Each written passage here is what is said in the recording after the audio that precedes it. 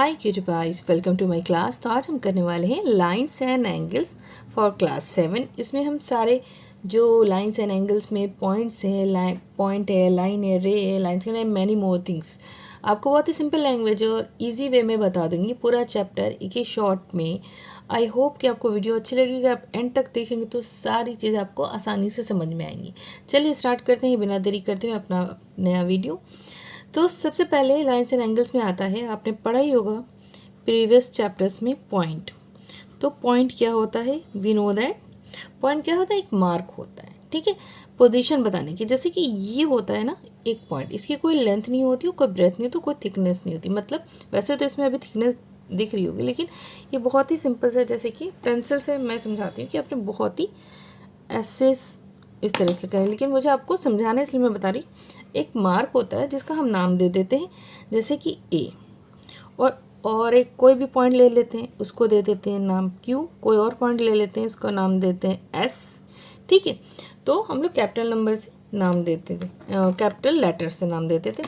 तो ये क्या कहलाता है, अगर इसे बोलते हैं तो पॉइंट ए, ठीक है, ये कहलाएगा पॉइंट बी, और उसी पॉइंट क्यू सॉरी, और ये कहलाएगा पॉइंट एस। तो बहुत ही सिंपल है, किसी भी चीज़ पे जब हम मार्क करते हैं वो पॉइंट, उसको नाम देने पे वो कहलाता है पॉइंट, ठीक है। एक तो ये हो गया। दूसरा आता है हमारे पास लाइन। सेकंड है हमारा लाइन। अब व्हाट इज लाइन, लाइन क्या होती है, आपकी बुक में definition, a line has length but no breadth और थिकनेस। एक लाइन वो होती है जिसके पास एक लेंथ होती है, जैसे ये, ठीक है, ओके। अब इसमें ना ही उसमें कोई ब्रेथ है ना कोई थिकनेस है, ठीक है, और उसको हम नेम दे देते हैं जैसे कि ए एन बी, ठीक है, हो गया। तो ये क्या है, जो लाइन है इसमें ना ही कोई लेंथ है ना कोई ब्रेथ है, और इसमें कोई एंड्स भी नहीं होंगे। ये इस साइड से अप टू इन्फिनिटी बढ़ती चलेगी, इस साइड से, इस एरो का मतलब यही है, अप टू इन्फिनिटी बढ़ रही है, और इसका सिंबल जो बनेगा ए बी, और जो ऊपर रहेगा बार इस तरह से। तो इसका मतलब हो गया ये एक लाइन के बारे में बात हो रही है। तो इसके कोई एंड्स नहीं होते हैं, ना लेंथ होती है और ना ही कोई ब्रेथ होती है, और अप टू इन्फिनिटी बढ़ती चली जाती है। सिंपल है। देखिए अब आता है थर्ड पॉइंट, आता है हमारा रे। ओके, अब रे क्या होता है, आई होप आपको पता होगा रे। ओके, रे एक स्ट्रेट लाइन होती है जिसका एक फिक्स पॉइंट होता है, और वो वन डायरेक्शन से बढ़ रही होती है, ठीक है। कैसे, तो मैं आपको ये भी करके बताती हूँ। जैसे कि पॉइंट यहाँ है और यहाँ से यहाँ एक लाइन है, और ये यहाँ से बढ़ती चली जा रही है, और इसका नाम भी ए बी से मैं शुरू करूँगी, ठीक है, ए और बी है, ठीक है, और ये इधर से बढ़ती चली जा रही है, और ये क्या है, इसका एंड पॉइंट है। एक एंड पॉइंट होता है रे में, और एक तरफ से अप टू इन्फिनिटी बढ़ रही है, तो ये कहलाती है रे। बहुत ही सिंपल है, और एक ही डायरेक्शन में बढ़ रही है। तो ये हो गया हमारा रे, जो आप समझिए। उसके बाद आता है हमारे पास फोर्थ, होता है लाइन सेगमेंट।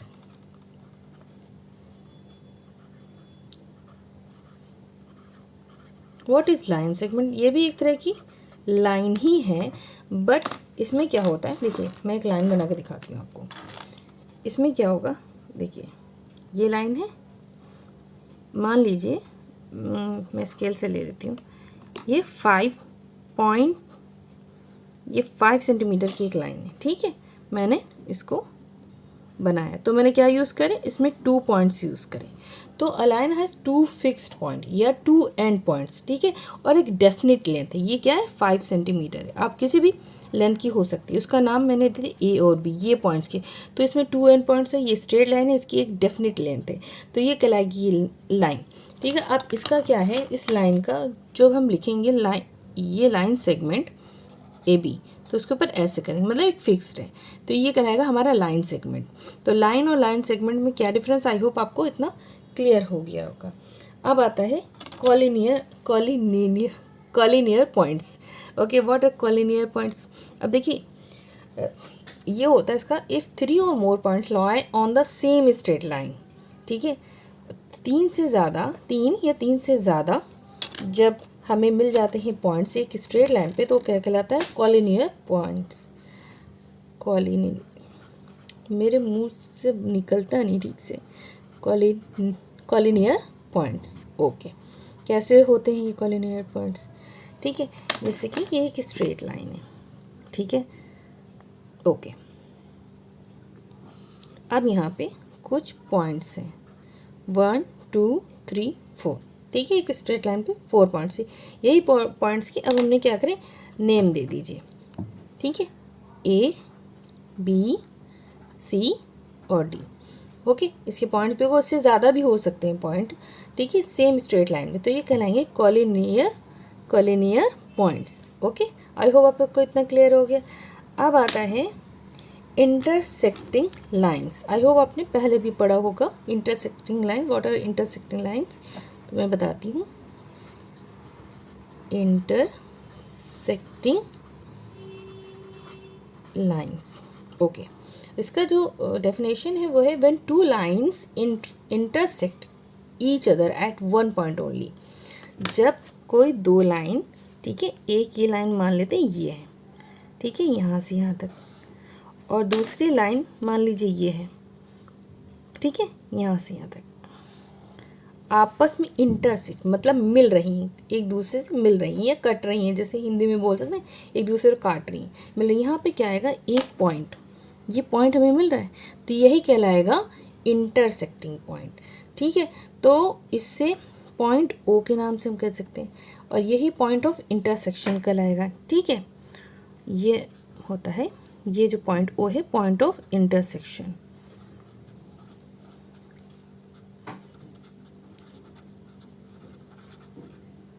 ठीक है, ये पॉइंट ऑफ इंटरसेक्शन हो गया। और ये जो लाइन्स है क्या कहलाई, और इन लाइन्स को हम नेम दे देते हैं A B C D, ठीक है। ये हमारी 2 लाइन्स हो गई।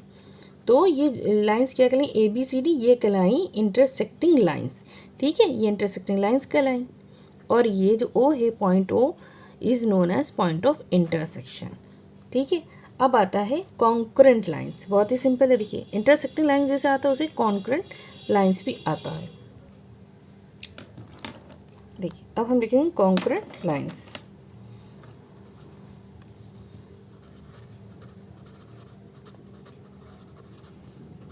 What are concurrent lines? When 3 or more coplanar lines pass through the same fixed point, the lines are said to be concurrent. देखिए जब 2 से ज़्यादा मतलब 3 and more, देखिए इंटरसेक्टिंग लाइंस की तरह ही है लेकिन 2 से ज़्यादा, जैसे कि ये कलर ले लेते हैं 1, ठीक है, और एक लाइन ये होगी बीच में, डिफरेंट कलर से कर लेते हैं 2, फिर एक लाइन ये हो गई हमारी 3। ये यहाँ पे एक पॉइंट मिल रहा है, ये थोड़ी लाइन मिडिल में आनी चाहिए, ठीक है। समझ लीजिए 3 लाइन्स आपस में कट रही हैं तो कहीं ना कहीं एक पॉइंट मिल रहा है। उनके तीनों के कटने पे या 4 भी लाइन्स हो सकती हैं, एक और इसमें लाइन्स ऐड कर सकते हैं, उससे ज़्यादा भी हो सकती हैं। तो ये पॉइंट कहलाएगा ओ, यही पॉइंट ओ कहलाएगा point of concurrence, point of concurrence, ठीक है। और ये जो लाइंस हैं ये कहलाएंगी कॉन्करेंट लाइंस, ठीक है। तो ये more than 3 lines are known as when they intersect each other, तो ये कहलाएंगी कॉन्करेंट ऑफ लाइंस। अब देखिए नेक्स्ट हमारा आता है पैरेलल लाइंस। क्या होते हैं पैरेलल लाइंस? बहुत ही सिंपल है, वो तो आपको पता ही होगा। पैरेलल लाइंस, ठीक है। When 2 लाइन्स, देखिए पैरेलल लाइन्स की डेफिनेशन क्या होती है? 2 lines in the same plane are said be parallel to each other if they do not meet with each other no matter. ये तो डेफिनेशन हो गई, मैं सिंपल वे में बताती हूँ। जब देखिए यहाँ पे 2 लाइन्स हैं, ठीक है, पैरेलल टू ईच अदर होनी चाहिए 2 लाइन्स, एक ये लाइन है एक ये लाइन है, और ये क्या है? सेम पार्ट पे हैं अलग अलग, लेकिन इनका जो डिस्टेंस है यहाँ से यहाँ तक वो क्या होगा? वो जो होगा हमेशा सेम होगा, ये कितना भी हो सकता है किसी भी प्लेन पे, एक प्लेन पे दो लाइन से सेम है और पैरेलल टू ईच अदर है, और वो कहीं पे जाके कोई भी उनका एंड पॉइंट जो भी होगा वो कभी इंटरसेक्ट नहीं करेंगे, पैरेलल टू ईच अदर होंगे and they do not intersect, और उनका सेम डिस्टेंस होगा, तो ये कहलाएंगी पैरेलल लाइंस। आई होप आपको इतना चीज़ क्लियर हो गया होगा। देखिए अब आता है एंगल। एंगल क्या होता है? An angle is form when two line segment और two rays have a common end point. जब देखिए दो लाइन्स हैं जिनका एंड पॉइंट सेम होता है, जैसे मान लीजिए ये है, ठीक है, ये एक लाइन आई और ये एक लाइन इधर से आई, कहीं से भी आ सकती है, ये इसका जो एंड पॉइंट है ये वाला, ये क्या है? सेम है। ये टू रेज आपस के जिसका पॉइंट सेम होता है, और यहाँ पे एक क्या बन गया? एंगल हो बन गया, और ये पॉइंट जो जिस पॉइंट की वजह से बना है तो ये एंगल बन गया। इसको हम नाम देते ए, बी और सी। ये हमारा क्या कहलाया? देखिए ये हमारा जो कॉर्नर है ये कहलाएगा वर्टेक्स, ठीक है, और जो हमारे पास ये दो लाइंस हैं ये कहलाएंगी arms of the angles.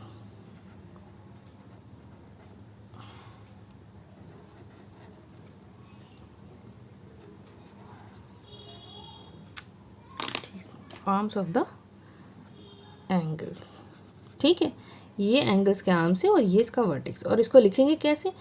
Angle जब मिडिल वाला पार्ट होता है, जो एंगल बनता है, उसको हम किस तरह से लिखते हैं? हम उसको ऐसे लिखते हैं, एंगल पहले ए फिर बी, उसको बीच में लिखते हैं, फिर लिखेंगे सी।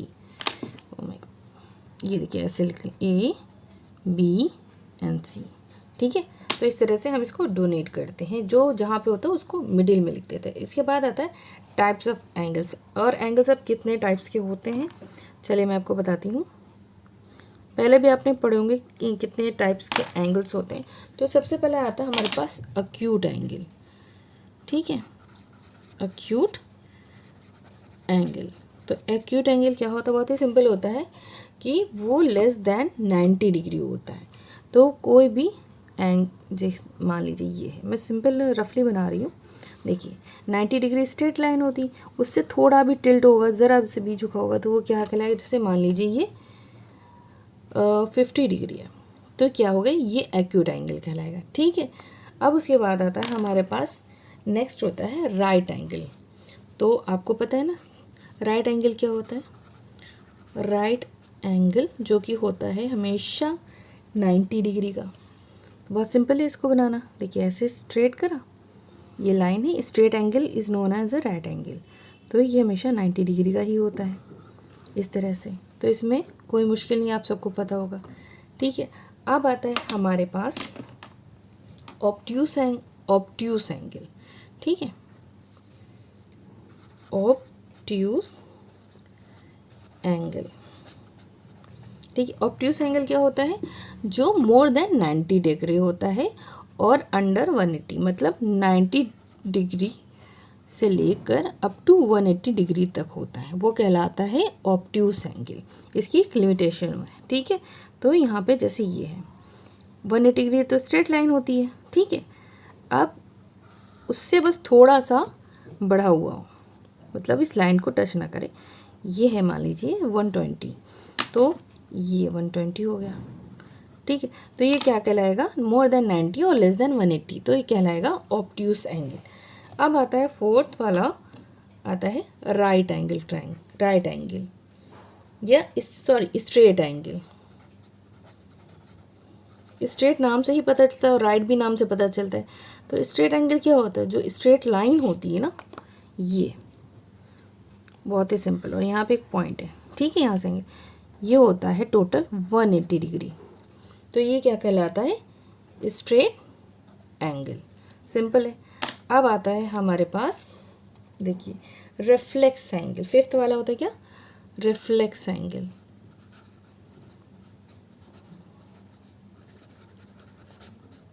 बहुत ही सिंपल है। तो रिफ्लेक्स एंगल का क्या होता है? इस मेजर करता है 180 एंड 360 के बीच में, measures between 180 degree to 360 degree पे। मतलब इससे जो बढ़ा हुआ होगा। अभी रिफ्लेक्स क्यों कहलाता है, देखिए जब हम इस एंगल को बनाते हैं, ठीक है, ये वाली लाइन तो सेम रहती पॉइंट वाली, ये 180 डिग्री के नीचे रहती है, तो इस तरह के एक्यूट एंगल के अपोजिट नहीं बन गया। तो अब इसको जो हम मेजर करेंगे तो यहाँ से यहाँ तक के, मान लीजिए 240 डिग्री का हो गया। तो ये इस वजह से इसकी इस पोजीशन, इस शेप के, इसे लगता है ना रिफ्लेक्स कर रहा है, तो इसलिए ये कहलाता है रिफ्लेक्स एंगल। आई होप आपको वीडियो समझ में आई होगी, अच्छी लगी होगी, और अगर अच्छी लगी हो तो प्लीज़ लाइक सब्सक्राइब करना ना भूलें। फिर मिलते हैं अपनी नई वीडियो में, तब तक के लिए take care and bye bye.